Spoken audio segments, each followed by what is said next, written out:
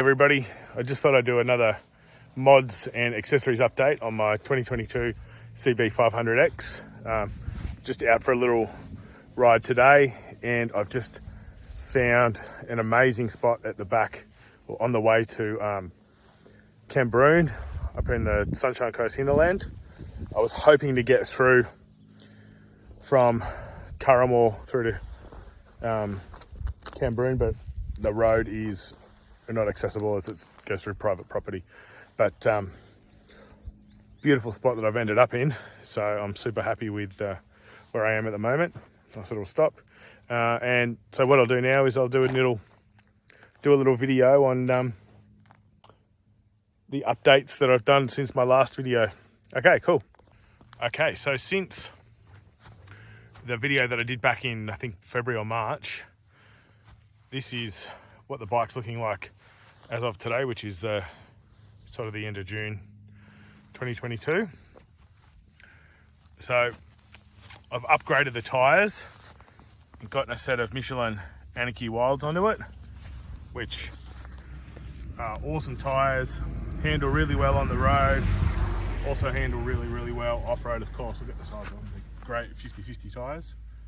I've got a 150/70, which is a little bit smaller in width than the stock 160, and it's a little bit taller. I really like how it handles these days, and I'm really happy with it.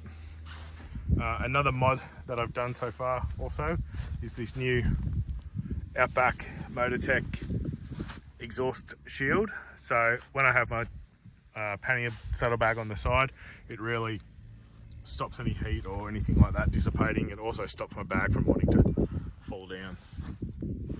The next thing that I've got down here, I've got these foot pegs. They're just a $40 eBay special. Haven't had any problems with them. They just bolt on through the bottom there, nice and wide, nice and solid. We've also got the SRC engine bars and skid plate, which has come in handy in the last little trip that I did. As you might be able to see down on this side, I've actually got a couple of scratches on the bar, but I dropped it the other week. That was all good, so no real problems. Painted it up, looks fine. That's what the crash bars are for. So happy with that. Got my LIGHTFORCE lights, which are mounted onto the bar, and I've got them wired up with a relay, so you cannot turn the lights on without the engine being on, the accessories being on, which is a good trick so no one can drain your battery or you can't leave them on.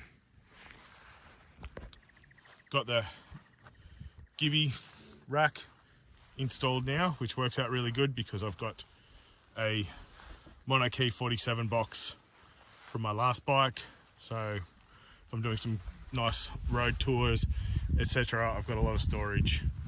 If I'm getting around, I don't need anything sort of hanging low. I've also installed a little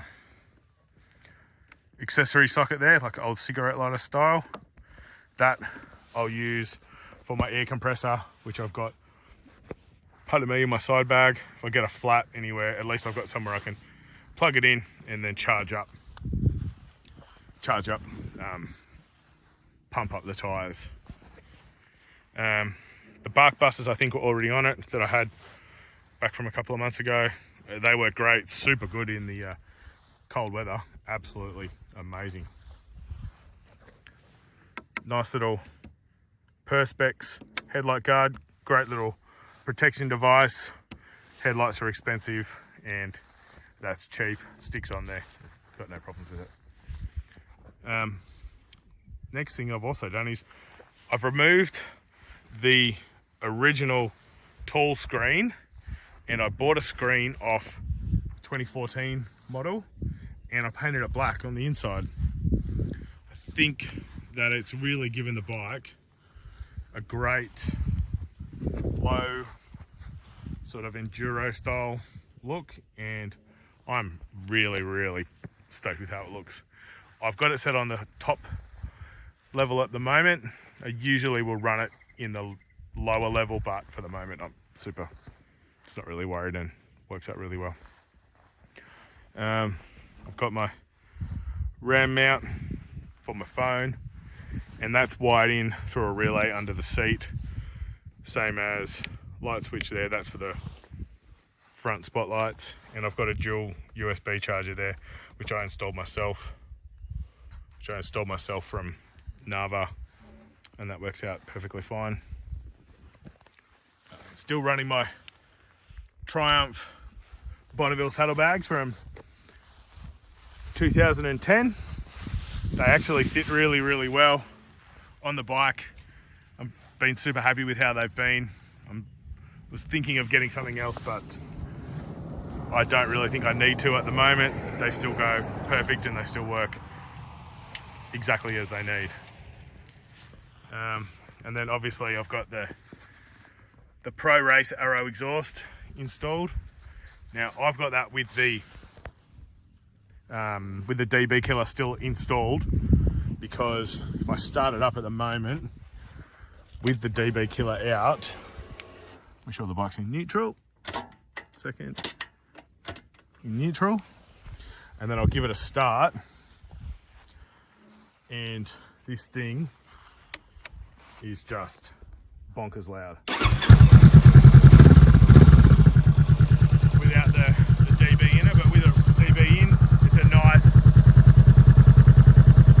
solid thump, makes the parallel twin sound super, super cool. Okay, so that's all for the moment. Hope you like the bike and where I've got it to so far in my modifications and that type of thing. I haven't actually really got anything else in mind that I'd want to do at the moment. If you've got any questions or anything, just put them in the comments. Hope you like the video. If you do, give me the old thumbs up, and yeah, I'll see you on the next one. What a spot. Absolutely amazing. Absolutely amazing. All right, see you later. Thanks.